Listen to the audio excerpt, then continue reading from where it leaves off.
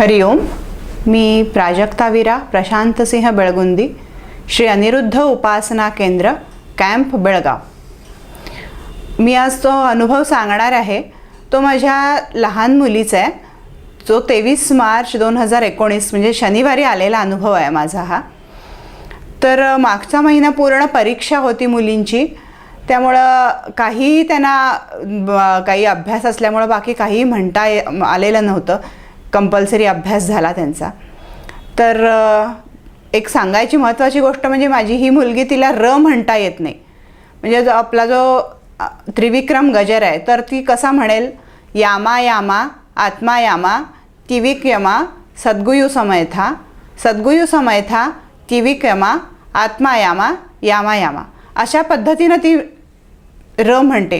किंवा तिला जरी तुम्ही स्वतःचं नाव विचारलं तर ती असं सांगेल, प्याची प्यशान बेळगुंदी. तिचं वय 10 वर्ष पूर्ण असल्यामुळं तिला वाटत होतं की मला एकटीला र म्हणता येत नाही आहे.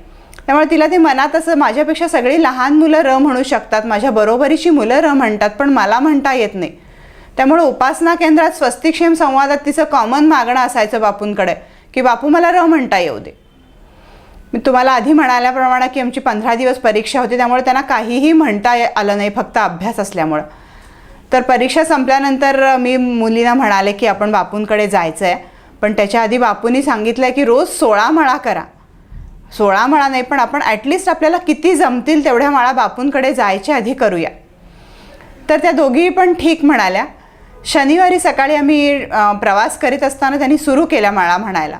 पहिली माळ झाली सेम यामा यामा ह्याच्यामध्ये, दुसरी माळ झाली परत यामा यामा, तिसरी माळ झाली यामा यामा, आणि चौथी माळ झाल्यावर, चौथी माळ जेव्हा तिने सुरू केली तेव्हा तिला कळलं नाही की आपल्याला र म्हणता येत आहे.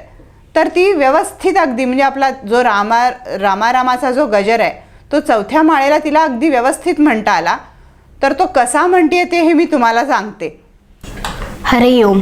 रामा रामा आत्मा रामा तरी विक्रमा, सद्गुरु समर्था, सद्गुरु समर्था तरी विक्रमा, आत्मा रामा रामा रामा.